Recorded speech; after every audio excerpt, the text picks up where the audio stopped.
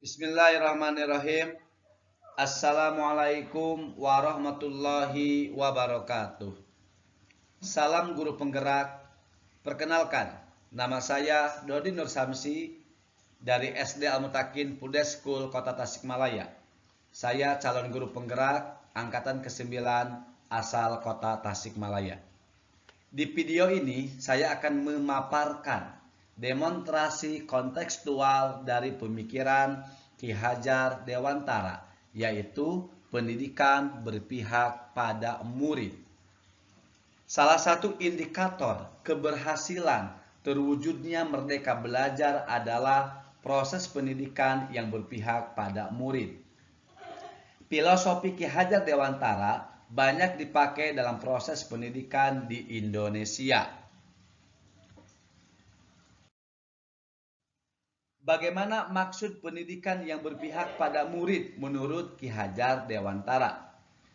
Pendidikan yang berpihak pada murid merupakan pendidikan yang menitikberatkan peserta didik sebagai prioritas utama yang harus dilayani.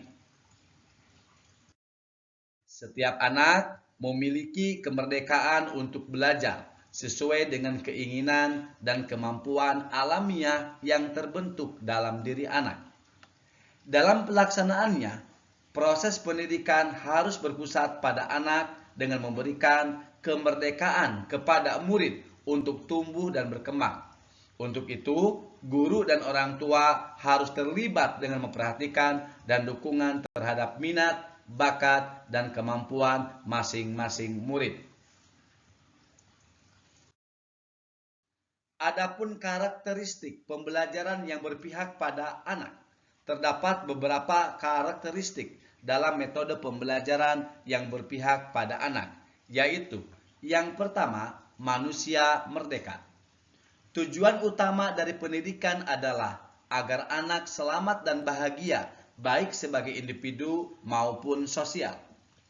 Menurut pemikiran Ki Hajar Dewantara adalah manusia merdeka, sehingga pendidikan harus berpihak pada murid, agar anak selamat dan bahagia baik sebagai manusia maupun sebagai anggota masyarakat. Menurut Ki Hajar Dewantara, manusia merdeka merupakan manusia yang hidupnya tidak bergantung pada orang lain, baik secara lahir maupun batin, akan tetapi bersandar atas kekuatannya sendiri. Dalam proses pembelajaran di kelas, anak harus belajar dengan bebas tanpa adanya suatu tekanan, tanpa takut disalahkan, bebas mengutarakan pendapat, serta bebas mengembangkan kreativitas. Yang kedua, mengembangkan bakat dan minat siswa. Pendidikan yang berpihak pada anak adalah pendidikan yang memperhatikan minat, bakat, dan kemampuan yang dimiliki masing-masing anak. Bakat adalah kemampuan bawaan dari lahir, sedangkan minat terbentuk selama proses tumbuh kembang anak. Bakat yang dimiliki anak tidak selalu berhubungan dengan akademis maupun kemampuan kognitif. Namun, bakat bisa jadi berhubungan dengan hal-hal yang bersifat sosial, seperti kemampuan berkomunikasi dan sebagainya.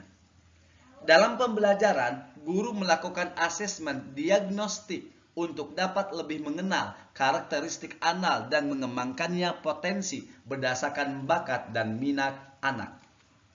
Yang ketiga, kodrat alam dan kodrat zaman. Pendidikan yang berpihak pada murid merupakan pendidikan yang dielaborasi terkait kodrat alam dan kodrat zaman. Ki Hajar Dewantara mengingatkan bahwa pendidikan anak sejatinya menuntun anak supaya dapat mencapai kodratnya sesuai alam dan zamannya. Cara belajar murid pada masa kini tentu sangat berbeda dengan murid zaman dahulu. Salah satu yang terlihat menonjol yakni anak zaman sekarang lebih dapat menguasai teknologi dibandingkan orang tua. Untuk itu, sebagai pendidik harus bisa adaptif terhadap perkembangan zaman sehingga proses tumbuh kembang anak dapat optimal.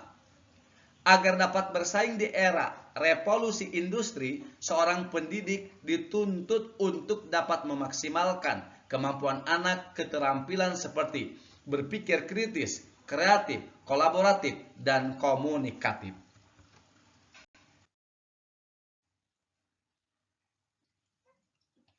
Pendidikan yang berpihak pada murid, menurut Ki Hajar Dewantara, terlihat dari semboyan ing ngarso sung tulodo, ing madya mangun karso, dan tutwuri handayani. Ing ngarso sung tulodo artinya di depan harus memberi teladan. Ing madya mangun karso artinya di tengah harus membangun ide dan gagasan atau memberi semangat. Tutwuri handayani artinya di belakang harus bisa memberikan dorongan. Nah, dengan memahami makna filosofis Ki Hajar Dewantara, diharapkan guru mampu melakukan pendidikan yang bersifat ataupun yang berpihak pada murid.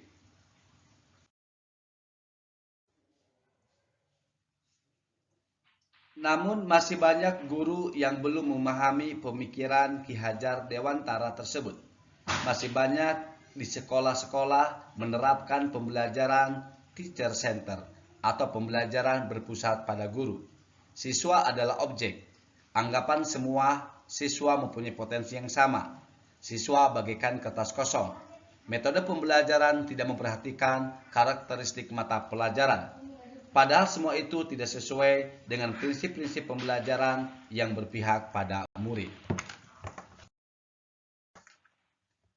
Agar bisa menciptakan pembelajaran berpihak pada murid, pembelajaran yang berorientasi pada pengembangan potensi setiap anak, pembelajaran yang merdeka, kreatif dan inovatif, serta menanamkan budi pekerti, maka di sekolah kami, di SD Al-Mutakin Pude School Kota Tasikmalaya, menerapkan beberapa program. Di antaranya, 1. Ada pembiasaan kesolehan yang terdiri dari sholat duha, tadarus Al-Quran, murojaah hafalan Al-Quran, membersihkan kelas, sholat duhur asar berjamaah, kemudian pembiasaan bersedekah, senyum dan salam, dan banyak-banyak lagi kegiatan-kegiatan pembiasaan yang berorientasi. Tujuannya adalah menanamkan budi pekerti pada murid kami. Yang kedua adalah pembelajaran yang berpusat pada siswa. Pembelajaran yang berdesain sesuai dengan karakteristik mata pelajaran. Bagaimana kita mengembangkan pembelajaran supaya siswa aktif belajar, siswa mencari tahu, siswa mencoba, dan akhirnya menemukan sebuah ilmu pengetahuan. Selanjutnya adalah program-program pengayaan untuk menembakkan potensi siswa yang dibawa sejak lahir. Yang kami kembangkan diantaranya adalah ada Sains Club, Matematika Club, Tahfidz Club, English Club, Qiraat, Futsal, Basket, Taekwondo, vokal, musik, pramuka, melukis, pengayaan materi asesmen nasional, pengayaan materi mulok, kaligrafi. Dalam melaksanakan semua itu tentu kami tidak lepas dari beberapa macam tantangan. Tantangan-tantangan yang kami rasakan adalah yang pertama, masih rendahnya minat dan motivasi murid dalam mengikuti program-program yang telah disediakan sekolah. Yang kedua, kemampuan guru yang masih belum menyeluruh dalam memahami pemikiran Ki Hajar Dewantara, yaitu pendidikan yang berpihak pada murid. Dari tantangan tersebut tentu kami harus mencari solusi. Maka kami melakukan beberapa solusi-solusi ataupun treatment untuk mengatasi hal itu. Yang pertama adalah mengadakan seminar pendidikan terkait pemikiran Ki Hajar Dewantara. Yang kedua, peningkatan kualitas guru melalui program guru belajar lagi. Yang ketiga, menghidupkan kelompok kerja guru. Yang keempat, mendesain model pembelajaran sehingga pembelajaran lebih menyenangkan. Yang kelima, guru tidak bosan memberikan tauladan yang baik. Demikian pemaparan yang bisa kami sampaikan. Akhir kata, terus semangat, bangun negeri ini melalui pendidikan, jadilah guru yang inovatif, model teladan yang baik, mengembangkan pembelajaran yang berpihak pada murid. Saya Dodin Sansi, sekian dan terima kasih. Assalamualaikum warahmatullahi wabarakatuh.